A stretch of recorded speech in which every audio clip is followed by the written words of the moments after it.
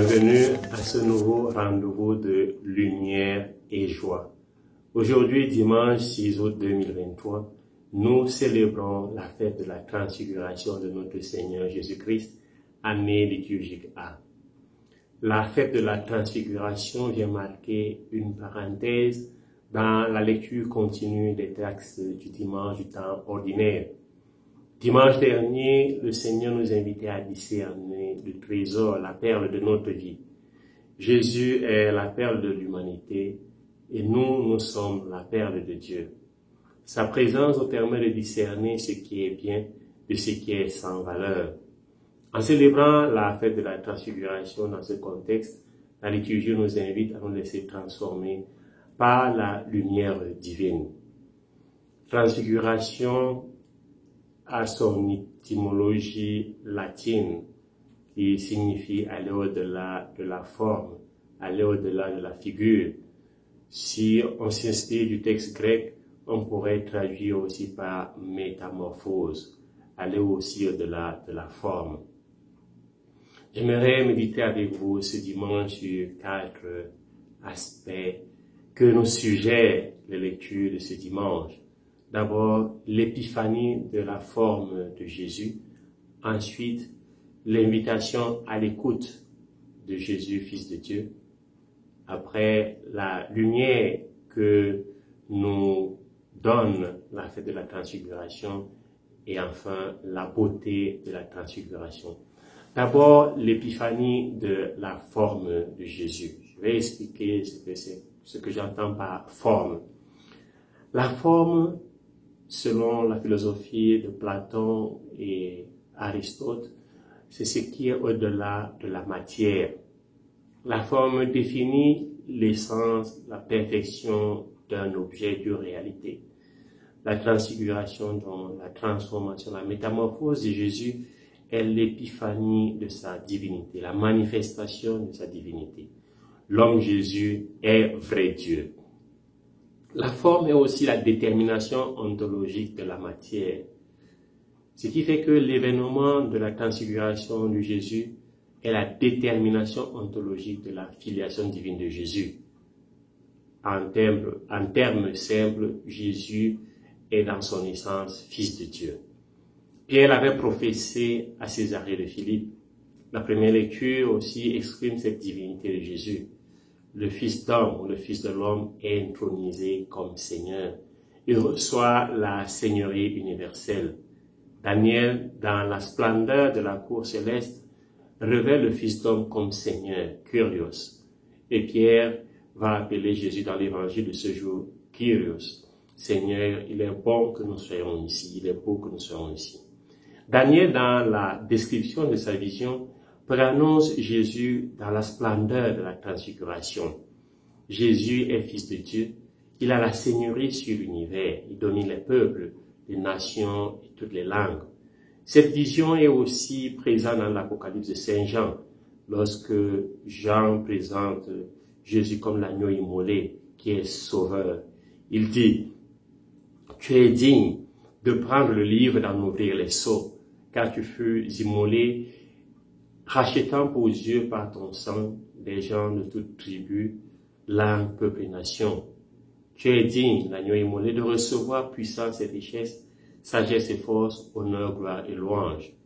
À celui qui siège sur le trône et à l'agneau, la louange, l'honneur, la gloire et la souveraineté pour les siècles des siècles. » Apocalypse chapitre 5, verset 9 à 10, verset 12, verset 13.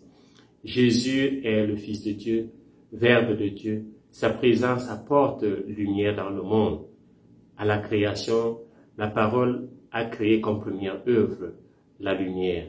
Jésus est cette lumière qui vient commencer une nouvelle création. Deuxièmement, la fête de la transfiguration nous invite à l'écoute. Jésus est Fils de Dieu. Le Père nous invite à l'écouter. La même recommandation de Dieu à son peuple au désert pendant l'Exode, lorsqu'il dit « Écoute Israël, le Seigneur notre Dieu est l'unique » Deutéronome chapitre 6, verset 4. L'écoute commence par le silence.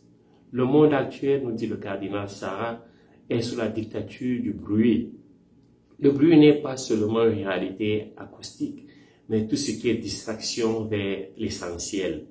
Ébrouiller tout ce qui empêche la montée sur la montagne, ce qui empêche la contemplation d'une présence réelle, d'une présence belle, d'une présence qui sauve. Les bruits des guerres, le bruit de la corruption, le bruit des attaques à la dignité de l'homme, le bruit des fake news, le bruit du relativisme, le bruit de mon égoïsme, de mon péché. Tout cela m'empêche de monter à la montagne de la transfiguration. Et le cardinal Robert Sarah dit, « Notre monde n'entend plus Dieu car il parle continuellement à un rythme et un débit foudroyant pour ne rien dire. La civilisation moderne ne sait pas se taire. Par le silence, nous quittons le mal pour le bien. Le bruit n'a aucune mesure.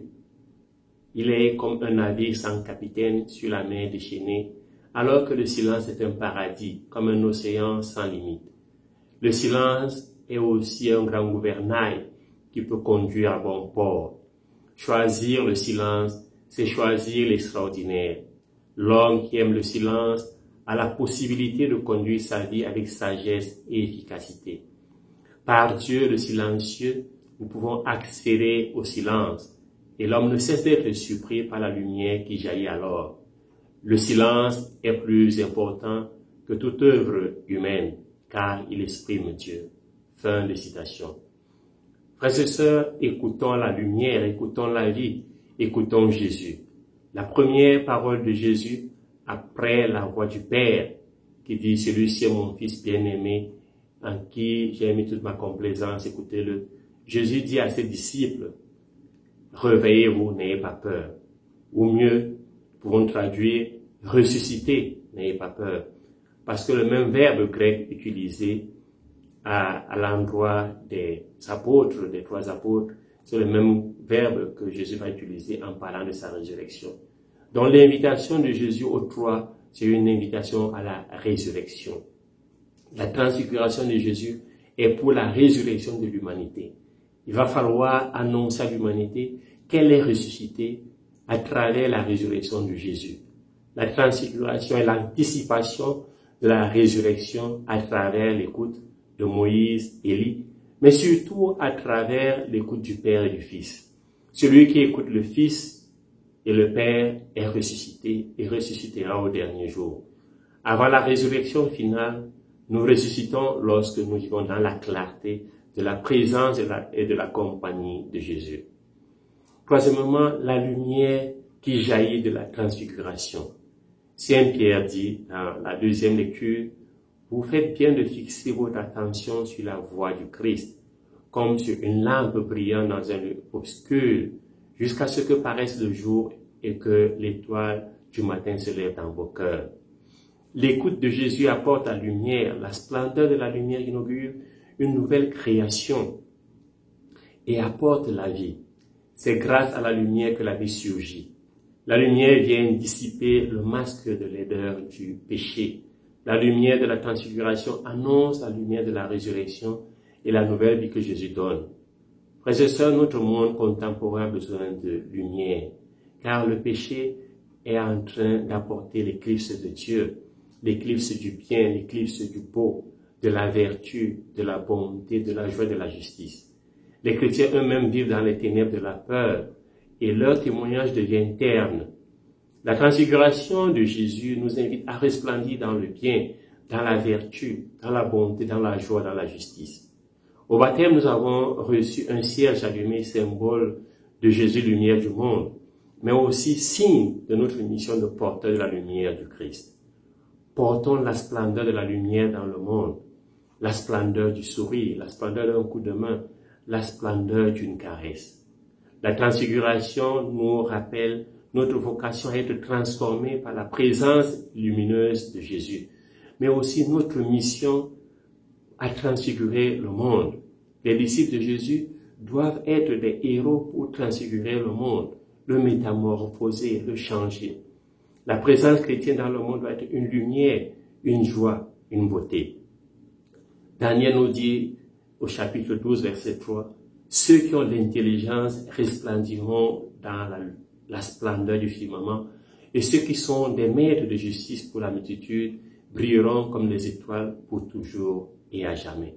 Et cette lumière, cette splendeur nous invite maintenant à méditer sur le dernier point, sur la beauté. Pour recevoir cette lumière, il faut monter sur le mont Tabor et sur le mont Golgotha. Pour parvenir à la splendeur de la résurrection, nous devons gravir la montagne de l'écoute de la parole de Dieu. Écoute de la parole de Dieu symbolisée par Moïse et Élise, mais aussi la montagne du sacrifice. Comme Pierre, celui qui gravit ces deux montagnes reconnaît la beauté de la présence et de la compagnie de Jésus. Il est beau d'être ici. Il est bon d'être ici. Il est juste d'être ici. Pouvons-nous traduire. Mais la beauté aura toute sa splendeur après la résurrection de Jésus. C'est pourquoi il ne faut pas construire de tente. C'est pourquoi il faut l'annoncer après la joie de la résurrection. Aujourd'hui, l'éclipse de la splendeur de Dieu a entraîné aussi, comme je le disais tout à l'heure, l'éclipse de la beauté, du bien, du vrai, du juste, de la joie. Bref, l'éclipse de l'homme. Nietzsche avait dit « Dieu est mort ». Mais la mort de Dieu entraîne aussi la mort de l'homme. Frères et sœurs, la transfiguration proclame une autre vérité. Dieu est vivant. Et la beauté de sa splendeur, pour reprendre les termes de Dostoïevski et Romano Guardini, la splendeur de la beauté sauvera le monde. La transfiguration est la révélation de la splendeur de la beauté. La beauté, quant à elle, la splendeur du vrai, du bien, du juste, de la vie. Le monde a besoin de salut. Jésus révèle sa beauté, la splendeur du bien, préannoncée en Daniel. Une beauté qui est gloire, domination qui ne passera jamais. Le monde est en agonie, notre monde intérieur et notre monde extérieur.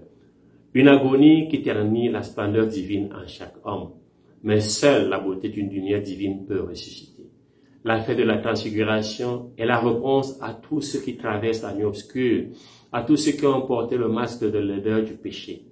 Dans mon cœur, quand règne le chaos, qui est le masque de l'odeur du péché, le chaos qui a anesthésié, enténébré la splendeur de l'image de Dieu imprimée en moi, seule la splendeur de la résurrection, seule la splendeur aujourd'hui de la transfiguration peut me redonner ma beauté originelle et originale, ainsi que celle de la création. La transfiguration réveille, ressuscite, rallume en nous la splendeur de l'image de Dieu.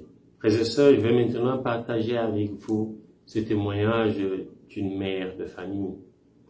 Elle dit ceci à propos de son fils.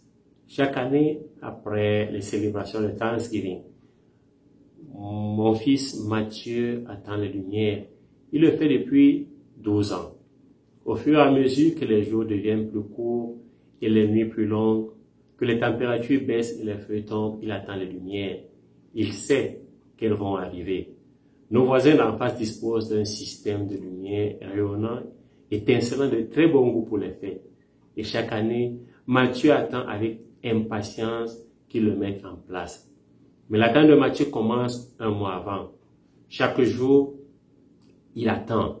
Il attend enthousiasmé ce moment d'illumination nocturne. Et nous n'avons pas besoin d'être avec lui pour nous en apercevoir. Quel que soit l'endroit où nous nous trouvons, on le sait, par son cri strident et agité, ses mains qui tapent, sa danse autour de la maison. Un visage ravi de la pure joie. Et cela arrive tous les soirs sans exception. Mon fils attend la splendeur des lumières pendant les jours les plus sombres de l'année. Debout, il attend, paralysé par ses limitations, l'inaptitude mentale et son autisme. Mathieu connaît que quelque chose de très profond va se produire. Il sait que la lumière brillera dans l'obscurité. Peu importe s'il fait très sombre ou s'il faut attendre longtemps. Quoi qu'il arrive, les lumières brilleront à nouveau. Il le sait, il attend toujours. Frères et sœurs, la vie nous offre des moments d'obscurité, d'agonie, parfois désespérés, solitaires, douloureux, pleins de foi. Mais malgré tout cela, une nouvelle période finit toujours par arriver. Et nous venons encore avoir des lumières. La lumière de la beauté du Christ. Quelle que soit l'obscurité que j'éprouve, chez moi ou autour de moi, regardons toujours le Christ. Écoutons le Christ, invitons le Christ. Il nous transfigurera. Il nous rappelle par sa transfiguration que la lumière peut traverser l'obscurité et faire surgir encore espoir et bonheur, beauté et joie. Bref, la vie. Bon dimanche, loué soit Jésus-Christ et que Dieu vous bénisse. Tu septi formis munere, digitus paterne